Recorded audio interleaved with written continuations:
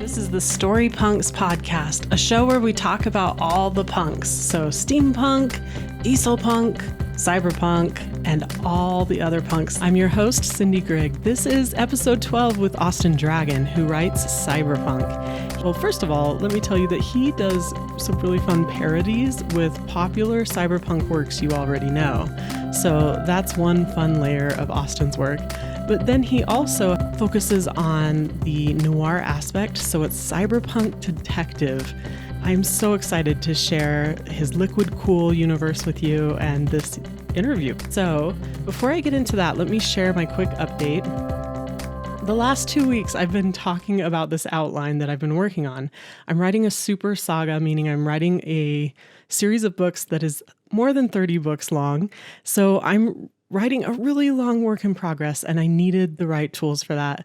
I am happy to announce that that outline I've been working on, trying to fill out for myself, and then by listener request, create a blank version that I could share as a template. It's ready, and this represents my first resource that I'm offering through Storypunks.World.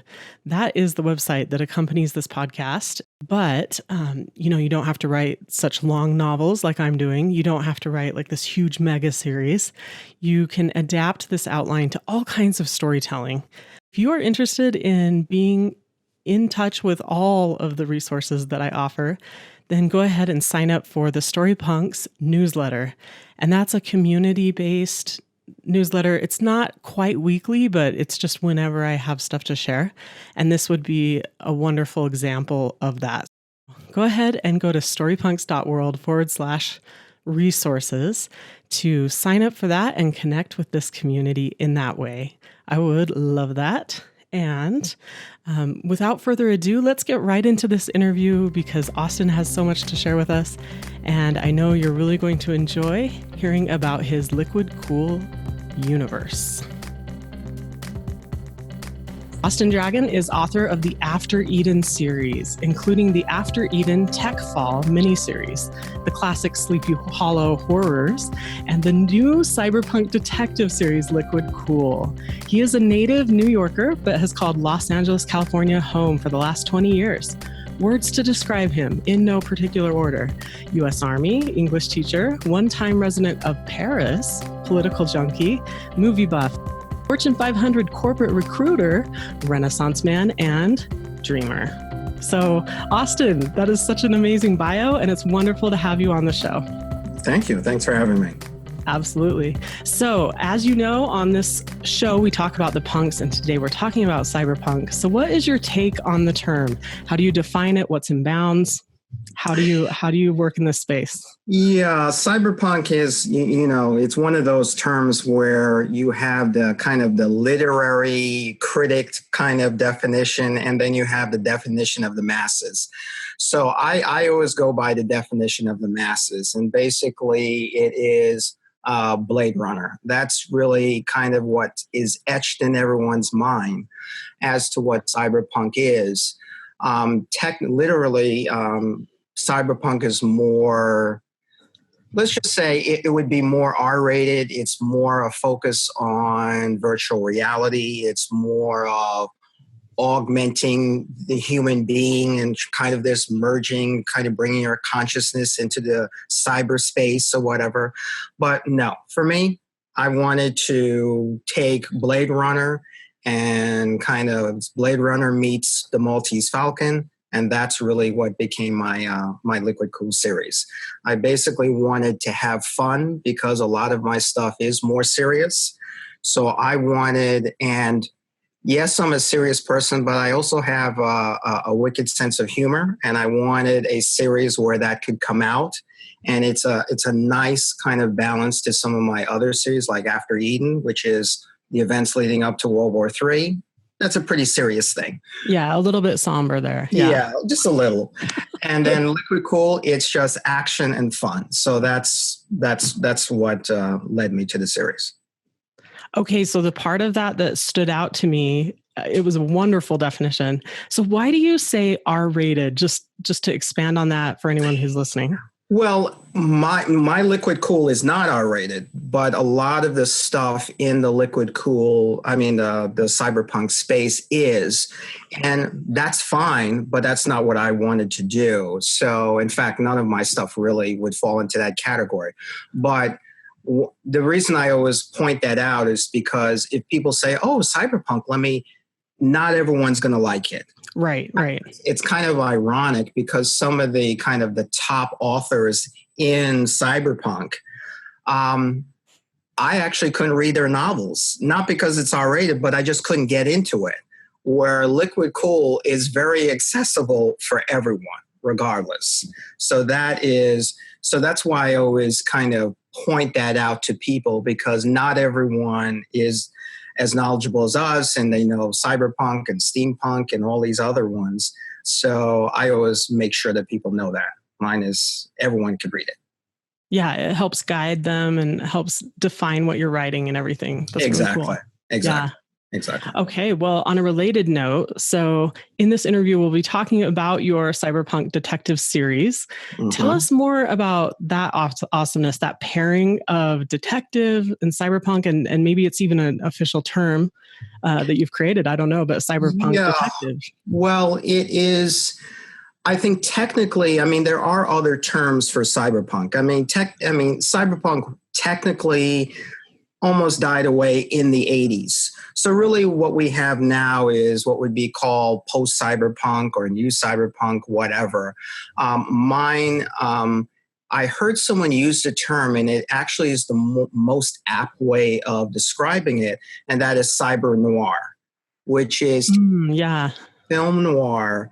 And I mentioned the Maltese Falcon. I love film noir. I love Humphrey Bogart, those kind of, because even the camera work is kind of a character, and I just love that. So I wanted to kind of merge that with a detective series, which I always wanted to do. I wanted to have kind of action. I wanted to have kind of a tongue-in-cheek kind of humor that was kind of a thread throughout the series.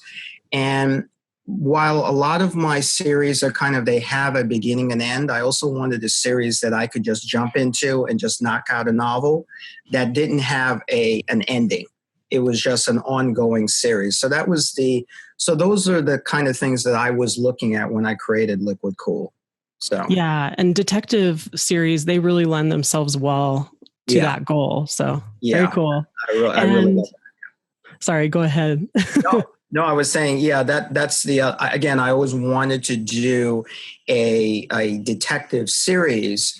And this way it allowed me the way to bring in the sci-fi, which is what I wanted, which is not something you see often. So. No, you don't. And I love the merging of those things. So very cool. Okay. Well, for anyone who's absolutely new, I know there's a lot of people reading your books, but can you take us through your cyberpunk titles and help anyone know what to expect? You've already begun telling us. But. Yeah. When I was doing this series, I created a prequel, and I did that for my fans. And I said, I'll do this quick prequel just to give you a taste while I'm working on the main novel.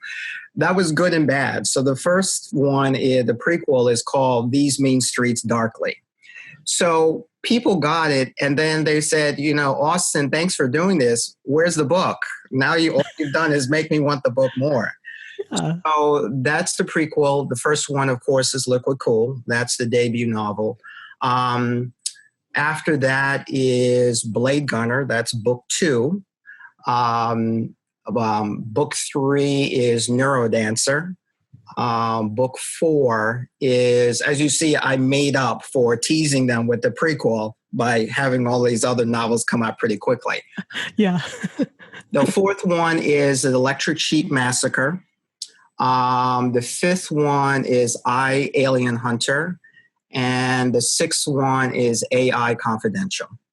So awesome. Well done. That's a long list. Yeah. And I know you know these titles well, but it's always fun to, put them in order and say them back. Yeah. And they were happy because most of these, book 2 through 6 came out last year.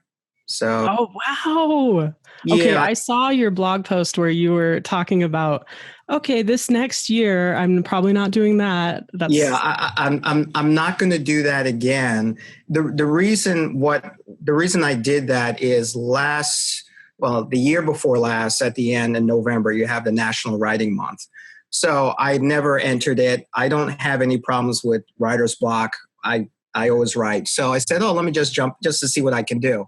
I wrote 3 novels in the month, nice. all liquid cool. So, And are your novels about 200, 300 pages, or do you have a word count to yeah, put that in perspective? yeah, they are probably. I always aim for 300. Now, the first liquid cool novel is like 492. I like to keep my novels under 500. I'm not, because I'm working on a fantasy. You're not going to see any 800,000 page. I don't do that. So Yeah. so Very cool. Okay, well, yeah. So thank you for taking us through your series. This is the book cover, right? For right. the first, yeah. So for Liquid First one. Cool, and It's one you of my can. favorite covers. Yeah.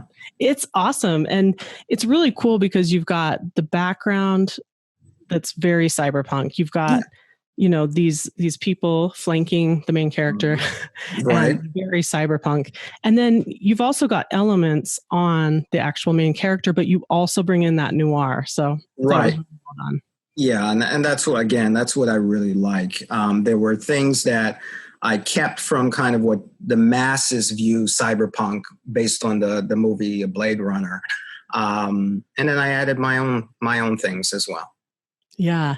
Now, the really cool thing about such a cool look on Austin's work, he's created some merchandise. So you can find that through his site. So austindragon.com. And there's all kinds of things. I ordered some other stuff, stickers. There are coasters. There are so many things. And some are, the book cover, if you read it and you're like, I love this.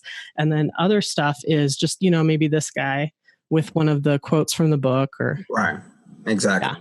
Exactly. Yeah. Anything else you want to say about the merchandise? Well, I wanted to test it out, and really, again, I mentioned a fantasy series, and that's what I said. Oh, I'm going to do this, so let me think about merchandising as well. But then I said, well, I got Liquid Cool. Why don't I do that? Because people have asked me about shirts, so I just did it, and yeah, people really like it. I mean, particularly. That's one of my favorite covers, the first one, because of there's just so much going on in the cover, but it's not too busy. It's just everything kind of fits, and that's what I really like about it. So I said, oh, let me do the merchandising for that, see how things go, and people like it. Yeah. Very cool. Okay, yes. So the other thing, as you were going through your titles, Yeah, it's obvious to anyone who's into cyberpunk that there's some wordplay going on there. absolutely. And Austin has had a ton of fun playing off really popular books in the series. So, for example, he's played, he's probably playing homage to stories from writers like Philip K. Dick. So, Right. if you could take us through that, where were you coming from on that? Yeah, I mean, firstly, the series itself, it says it's Liquid Cool, but it is a very cool name for the series. So we got that covered. But again, it's not just the sci-fi detective aspect. It's also, and the action, but it's also the humor. So in that, I kind of, in terms of the titles themselves, like you said, they're a play on different things. So Blade Gunner is a villain that our hero detective has to deal with. And obviously it's a take on Blade Runner itself, but actually Blade Gunner. The second one, the third book, Neurodancer, again, another, this time it's a female villain that he has to tangle with. It's a take on Neurodancer, a take on Neuromancer, and I do Neurodancer. Then you have Electric Sheep Massacre. It's kind of a take on Philip K. Dick's Do Androids Dream of Electric Sheep, which I loved. It's one of my favorites. So it's a take on that. People like that. Then Alien Hunter. This one is really trying to bring extraterrestrials into the mix, into a detective story.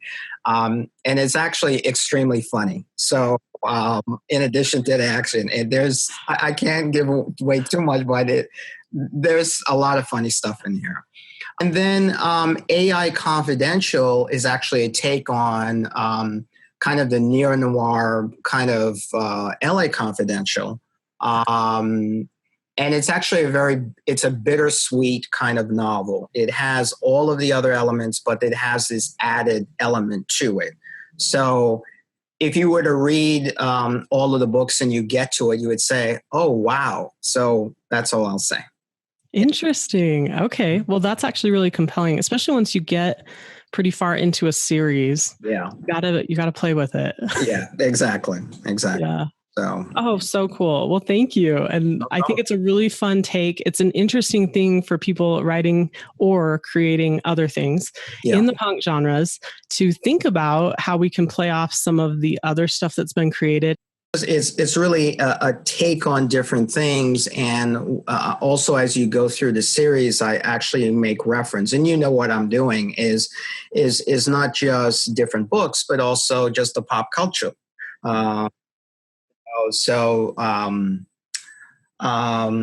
Star Wars, Star Trek, Babylon 5. I mean, I find a way to get it all in. The old Buck Rogers of the 25th century, for those of us who remember. So there's all kinds of stuff in there, and it's just really fun, but it's not over the top. Everything fits into this world. Yeah. And audiences connect because that's part of their experience. Exactly. That's cool. Exactly. So bringing the real world into your world now, is this real world or is it a fictitious world? Is it a parallel universe? Yeah, it's funny. It's so since it's kind of based on Blade Runner, there's certain elements that I continued and others I didn't. So in this world, it's always raining, and it's for us. It's actually for a serious reason. I just never tell you what it is. Oh, interesting. Yeah, so I never tell you. And people ask, I'm not going to tell you. You need to figure it out. And I give clues throughout, but I don't tell you. Hover cars, definitely, we got to keep that in. Samurai swords, got to keep that. I don't, in this world, it's hundreds of years in the future. One of the things in a lot of cyberpunk is this of being able to download your consciousness into a computer. Totally reject that. But there's a lot of cyborgs in this world. Mm-hmm. The other thing with cyberpunk is this concept of corporations being governments. I reject that. However, I put a spin on it. It's not just mega corporations, it's also uber governments. So kind of detente, where you think of the old US versus the old Soviet Union, that's the detente. You have big corporations, you have big government, and that's what keeps kind of the balance. And the people are kind of in the middle. Neither one of them can win, or everyone is kind of enslaved. So I do that kind of take on it. The other thing that I do with sci-fi is people ask me that they really like that about it is it's almost like a futuristic New York or other big city where you have a real melting pot. But it's not like, well, you have different races and ethnicities as some kind of tokenism. It's just, this is reality. This is how it really is. So I have that, and people really appreciate it. And they say, well, I don't think I've ever read a sci-fi where one of the characters is eating Korean barbecue. I don't think I've seen that combination. So you have a lot of different things going on. Oh, yeah. That's what is so cool about cyberpunk, because that's a theme you see. It's really prevalent. And I love that about cyberpunk. I'm glad it's part of your world, and it's just natural. Like you said, it's just what would happen in this type of city. And Mm-hmm. And then also when cyberpunk came out for the first time in the 80s, there was in fact, you look at some of the movies that were coming out, it was this real feel that, Japan was going to take over the universe and all of that. Well, obviously that's not true, but what I do in the series is you have certain cultures that have an overrepresentation, like for instance, Japan. And since there's so many cyborgs, they're the leading country in terms of cybernetics. So that's interesting. So I keep that aspect there, and it's basically China and America fighting for the number 2 slot. But Japan is so far ahead of everyone else. So that's how I'm able to keep that aspect and have it make sense. That's really cool, and cool that you thought it through. That you have an answer, an explanation, and I think that really comes out in the world building, right, for these works. So very cool. Now take us through your creative process and how does it differ? So you're writing cyberpunk as well as non-cyberpunk. I'll just put it in those terms. Right. But how is it different? How is it specifically unique when you create something that's cyberpunk? Well, for me is you just have to stay in the world. So I've been writing as a published author for 5 years now. No, actually, I'm going into year 6. So I did a lot of experimentation, how many novels I can write in a year. Well, I figured that out. Can I write 2 different worlds, 2 different series at the same time? And I found out, no, I have to be immersed in that world. I can write as many as I want, but I have to stay in that world. So that's really the process number 1. If I'm going to be writing a liquid cool novel, that's all I'm writing at the time until I finish that novel. Then I can move on to something else. So it is one of the things I learned with the very first novel that I published in, I guess, 2013, I believe. So one of the things I learned is, as an author, you go through all these different edits and all of that. And I went through 20 different, and I got to the point where I burnt myself out. I literally can't read my first novel anymore. I only do it in different chapters. I can't read it cover to cover anymore. So I never did that before. So I'll do maybe 5 and then that's it, because I want to be able to enjoy the work later on. And that's what I do, for instance, with Liquid Cool. So I have notes and everything, but the best way to immerse myself in the world is just to read one of the novels. So I read it, I get back in the world, I figure out kind of the parameters for all the characters and everything, then I'm off to writing it. So that's really the process. Also, the difference with some writers is some have to every single solitary aspect of the novel they have to map out. I don't do that. I do a chapter list. I know basically when I want to cover, if there are any subjects I want to cover, and that's it. So, and then I start writing. So it's really kind of a seat of my pants, but it works for me. And that's it. That's pretty much my process. A chapter list is all I need, because it's almost like the book is writing itself within my subconscious, and I just need to get it out on paper. That's all I have to do. And you see, well, it's more fun that way. I do a mix, and I know there's advantages of different approaches for different people, but it's fun to do the by the seat of your pants stuff, and you are surprised where it can take you. And, exactly. Yeah. Exactly. Now, is that series, is it complete now? No, it's not. It's ongoing. So it's at book 6, and I already know what book 7 is, probably 8 as well. So I'm also going to do a mini series as well, and that's going to be for Kindle Unlimited. But it's going to be an ongoing series. And again, that's why I like it, because I have other series, and all of them are serious. So I want to keep that kind of counterbalance, so I can go back and forth between a serious series and Liquid Cool, which is a kind of a lighter hearted one.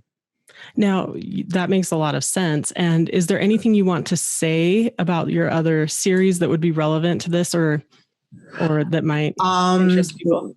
Well, I'm working on a fantasy series. In fact, my fans on my readers club, I actually did a poll and asked them to pick what genre they'd like to see me do, and it was like 60-something% a fantasy series. Oh, interesting. So I'm doing that, and I'm having a lot of fun. And as with most of these kind of series I do, I put my take on it. So it is like Lord of the Rings, but it's my take on it, which is going to be completely different. And I think people are going to really respond well to that.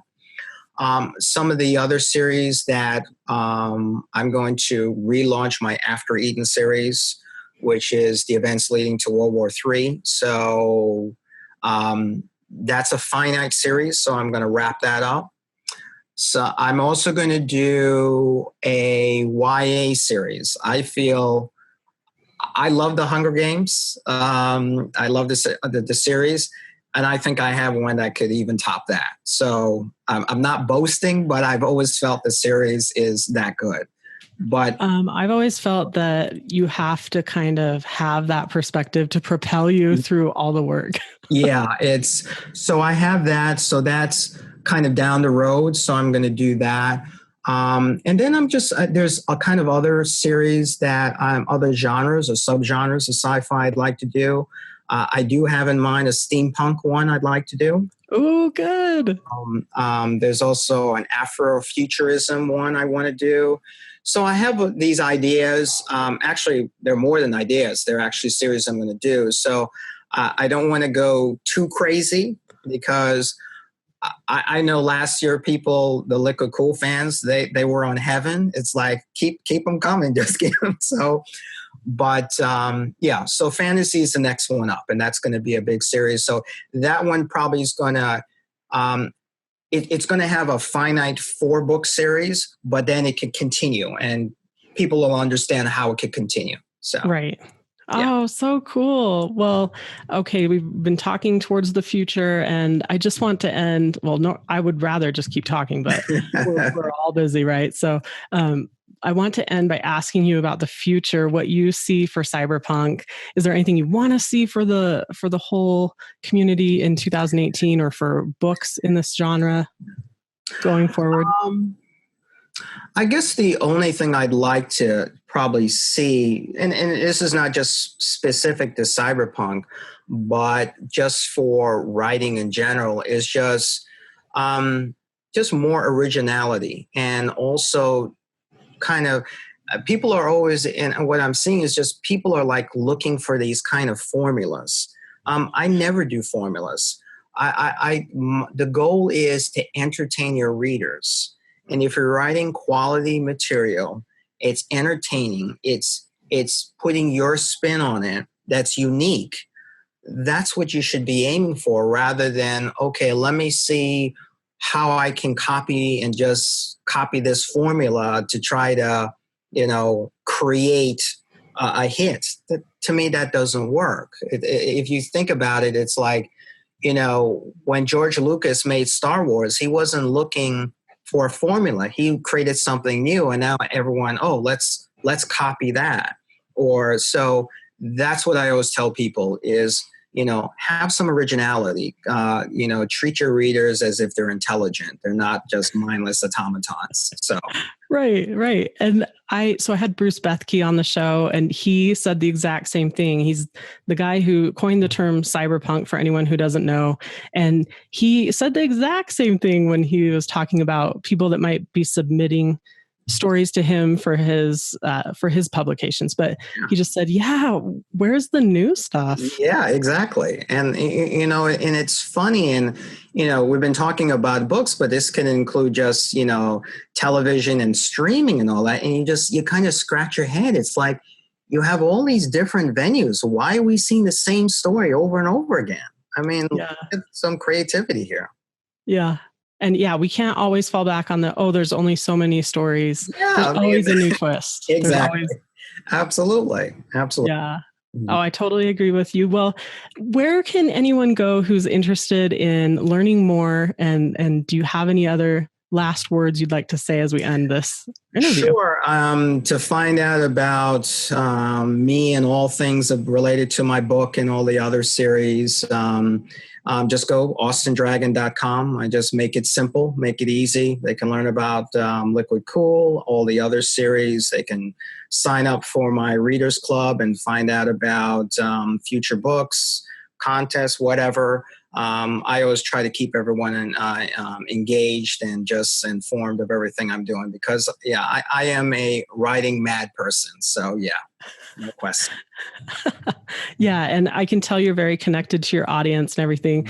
When you go to the site, you'll see like this book cover. It has rain coming down. So he has figured out how to do that and how to have the picture of the book cover have like rain. It's really cool. Just throwing that out there. Yeah, like liquid cool is cool. I mean, can't beat it. Yeah, he's a step ahead. Yeah. Okay, absolutely. so, well, thank you so much. And I hope you have a wonderful day. Oh, same to you. Thank you very much, Cindy.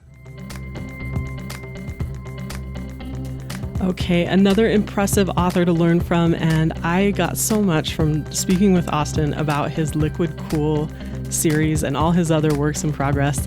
I really enjoyed speaking with him. If you would like to connect with the resources I spoke about at the beginning of this podcast, including the outline that I've been doing for my series, Peacock Levine and the Ethereal Fates of Not, then go ahead, head to Storypunks.World/resources. And on that note, if you are interested in beta reading my series, Peacock Levine and the Ethereal Fates of Not, that is so valuable to me as an author. And I've mentioned it before, how if you are listening to this podcast, you are pre-qualified. I already want to know what you think because you like this kind of stuff. And once again, it's steampunk, Regency era. It's into Norse mythology, but it's a lot of the Norse mythology we don't usually focus on. So it's not Thor. Sorry. It's not Odin. Sorry.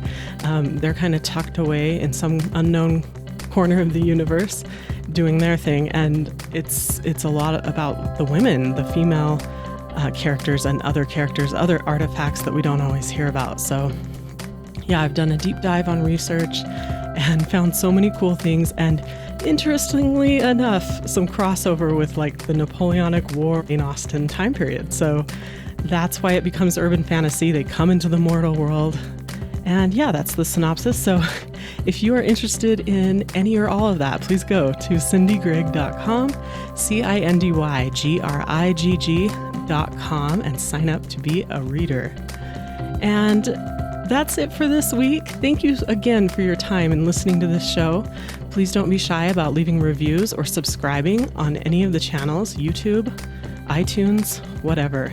I just love having you here, and I'm sending you good vibes, your work on your projects. I will connect with you again next week.